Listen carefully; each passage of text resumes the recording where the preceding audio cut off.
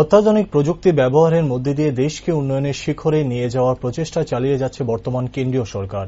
সেই সুবাদে প্রধানমন্ত্রীর মার্গদর্শনে রাজ্য সরকারও উন্নয়নের পথে এগোচ্ছে ধীরে ধীরে।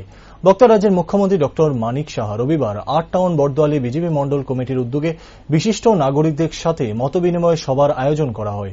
উক্ত সভায় প্রধান বক্তা হিসেবে উপস্থিত ছিলেন রাজ্যের মুখ্যমন্ত্রী প্রফেসর ডক্টর মানিক সাহা।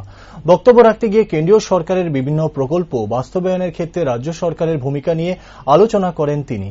সাথে কিভাবে উন্নয়নের শিখরে পৌঁছানোর লক্ষ্যে একে একে প্রত্যেকটি বিভাগকে ডিজিটালাইজেশনের প্রক্রিয়া সম্পন্ন করা হচ্ছে প্রধানমন্ত্রীর নির্দেশে তার বর্ণনাও দেন তিনি। সমস্ত জায়গায় ডিবিটির মাধ্যমে আমরা মানুষের কাছে যে অর্থনীতির যে পয়সা টাকা পয়সা পাঠিয়ে দিচ্ছি।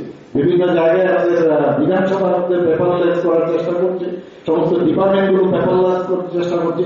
ডিজিটাল পেমেন্ট জনপ্রিয় হয়েছে এবং সেটি এখন ব্যাপকভাবে ব্যবহৃত হচ্ছে।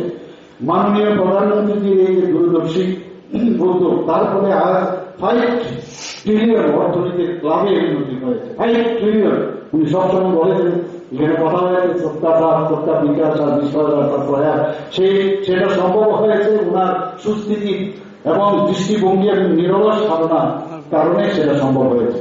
এই জনমুখী শাসন আরো অনেক বছর বজায় থাকুক এবং প্রতিটি সম্পর্কে আমরা প্রধানমন্ত্রী যে আমাদের সুযোগ এনে দিয়েছে সেটাকে আমরা সবাই মিলে আমরা সার্থক করব এবং মাননীয় প্রধানমন্ত্রীর যে মার্গদর্শন সেটাকে বাতিল করে এক ত্রিপুরা শ্রেষ্ঠ ত্রিপুরা আমরা আজকে আমরা এখানে যারাই গেছে সবাইকে আমি বলবো সেটা ব্রতী হয়ে মানুষের কাছে আমরা পৌঁছাবো। সবাইকে অসংখ্য ধন্যবাদ।